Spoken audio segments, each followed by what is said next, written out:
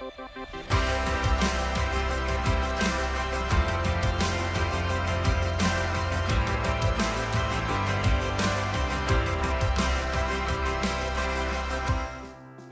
everyone, and welcome to the Masterclass Roundtable. Today we have a great table of leaders and we're going to be discussing church planting. So I'm going to kick off by passing over to you, Sam. Will you give us, just for context, Sam Picken, your church planting story in 2 minutes? Right. So we planted a church in Toronto, and it started with moving from Calgary with a small team of people, which I highly recommend any church planter starting with a team. There was 8 of us. We started with what we called preview services, which was a preview of things to come. So it's like an example of any visitor, this is what you're going to get. That was once a month, did 4 of those.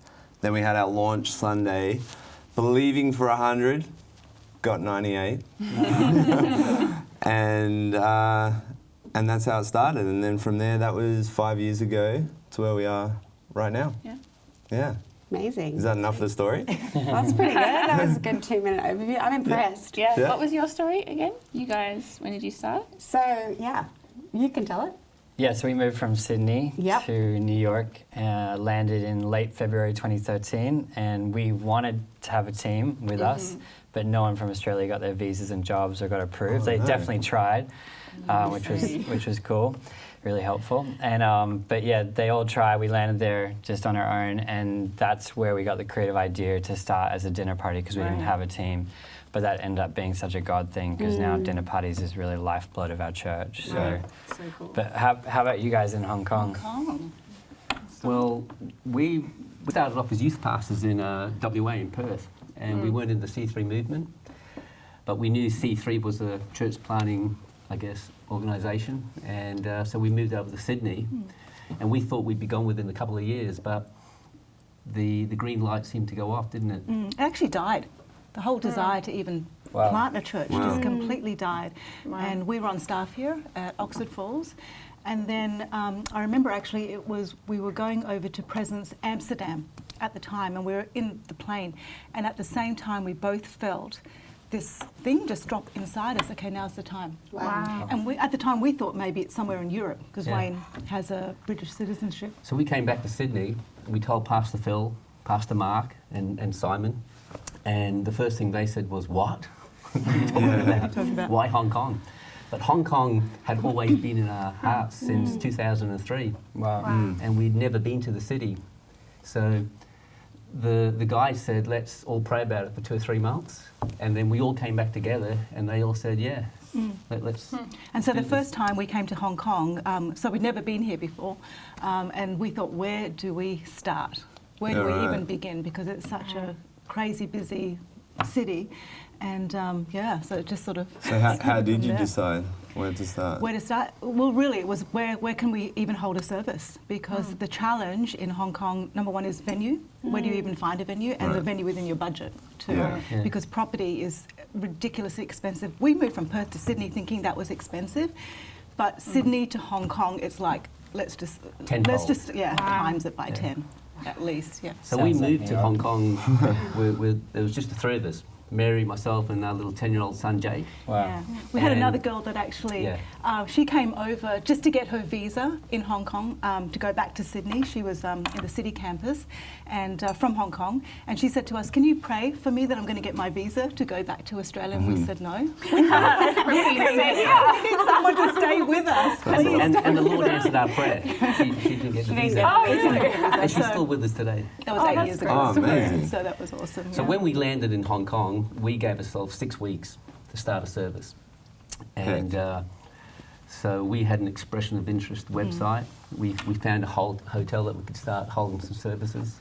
And within 6 weeks, we had 91 people. Yeah. Wow. And then the second week, it came back down to 20. And then we began the hard slog. Then we just started to build from there. Yeah. Right. Yeah. It's interesting what you said about just the seed dying, because that happened for us as well. I mean, we had the vision for New York, would it be 4 to 5 years before we actually left? Yeah. And, we thought we were ready to go. And so we approached our senior pastor, and he didn't feel like we were ready. Yeah, wow. Because we weren't. And then we, the seed died, the dream died. Yeah. And it really did. We really didn't think it would happen. And then I fell pregnant with our first child. And then Pastor Phil called us into his office and said, "You can go now." And I was like, "Yeah, It's the perfect timing. yeah, I'm not sure about that." But then you said, "No, I'm not." Then not I going. said, I'm not going. I'm pregnant with my first child. This wasn't the plan. So Josh quickly went to pray. But I just prayed for God to move on your life. So Changed my heart. yeah. Yeah. And then we were in agreement. But it's interesting that every church planner I've met through the years always has a story of that, the vision or the dream dying. And obviously we understand that as a biblical principle and that Jesus reveals that to us. Right. Yeah. But maybe, Jess, what would your opinion be, or like your encouragement to people out there that are thinking about church planning, and what do you do when you're going through that process of like dying to it, Yeah, I mean, my story is probably a little bit different because I probably thought that I could kill the vision in him when I married him. I think God had other plans. Wow. Yeah, so I thought that I didn't want a church plan. I'd grown up with my parents' church planning, and I was like, I don't want any part of this thing. This is messy, this is horrible, this is stressful as a family. And so when I met him and married him, I was like, it's fine. He loves me so much. I can change his mind. We don't have to do ministry. We're not going to be church planning.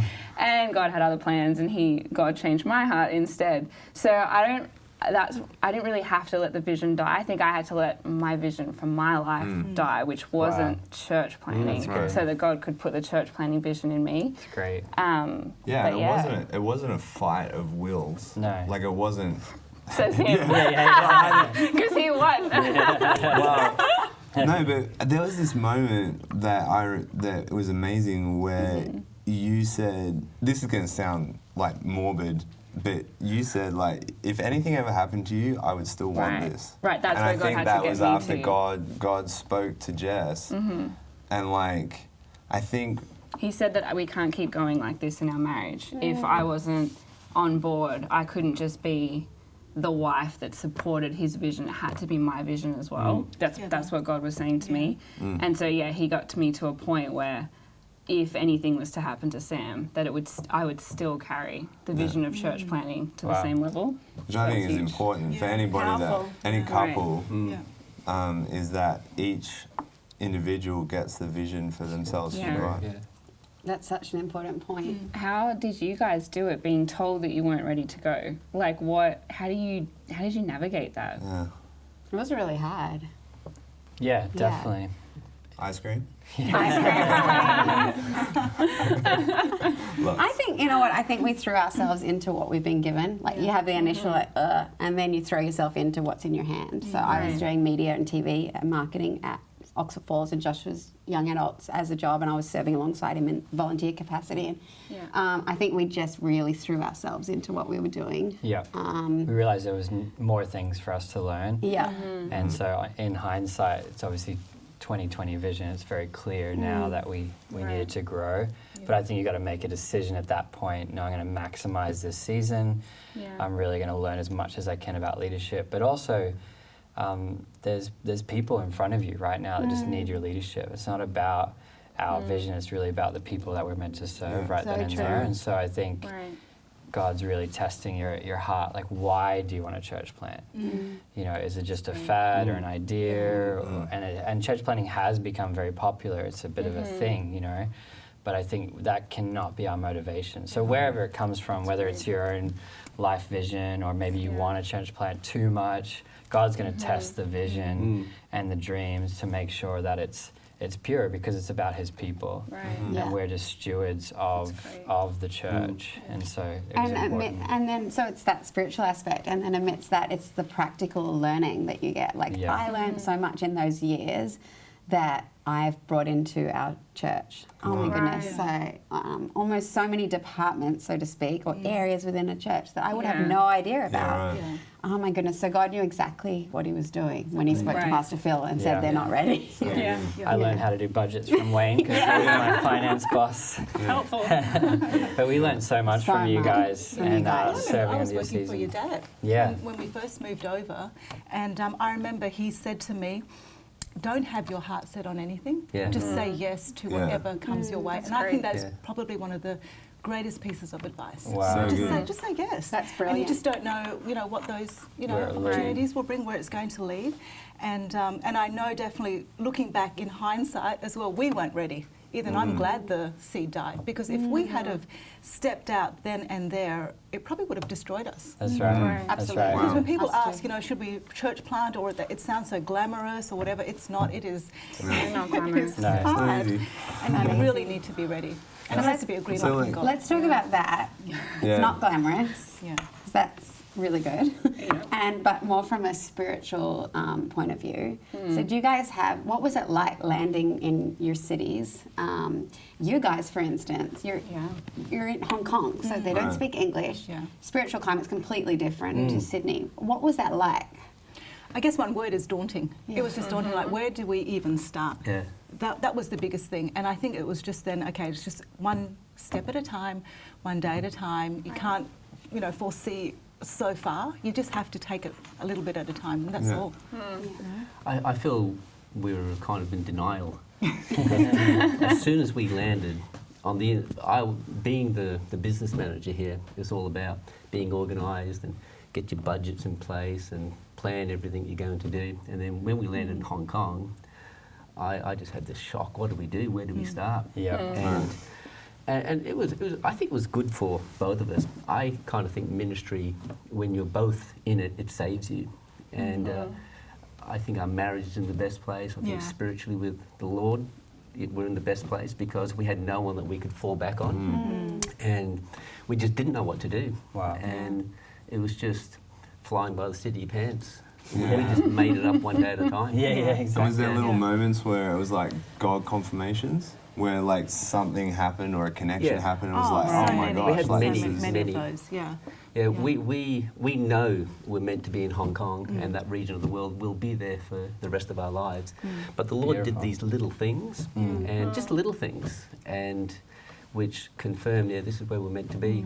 And I wouldn't say we've had spectacular growth or spectacular this, because we're kind of working on the soil of the ground. It's just, and working in the soil of people's hearts, but we just love it. Yeah, absolutely love it. I think the thing I had to do was when we first moved to Hong Kong, when we landed, I said, this is home now.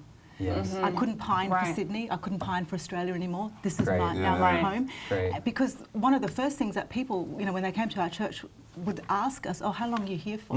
Because they would hear that so often from expats that would come to Hong Kong and they'd stay for maybe 5 years or 7 years or at the most 10 years, and then they'd move back to their hometown. And so whenever I always made it very clear, whenever I was Instagramming or Facebooking, whenever we came back to Sydney, I never said back home. Right. It was always when I went back to Hong Kong, I'd say, I'm home. And it meant so much to our people, because it gave them a sense of security. Their pastors are not going to leave. Yes, that's right. That's I remember awesome. having a coffee with a church planner in New York, and he'd been there for some years before us, and he said, I was getting advice from him, and he said, listen, you need to understand that you have to understand that you are called. And I'd heard that all my life growing up in church, but it was very apparent at that point, am I truly called to this city? Right. And I think for any city, it doesn't matter whether it's in the country or the suburbs or the city, if you're going to church plant, you need to know, are you called? And he said the romantic side of both New York and church planting is going to wear off in like minutes. And the city and the intensity of it and the people and the opposition will hit you in the face, but in that moment will you know you're called. And so that was like some of the best advice, was to really and you could say, yeah, of course, but he was like, no, just get rid of the feeling of it and actually dig deep into your heart. And that obviously happens in prayer. which was really, I think, key for us. Really was prayer, particularly because we didn't have a team and everything else. It was like God was our team. Yeah. So I'm sure similar to you guys. guys. Yeah. But maybe let's talk about prayer for a minute. What did that look like when you hit the ground, and what did you learn about God and yourself as a church planner when it came to prayer?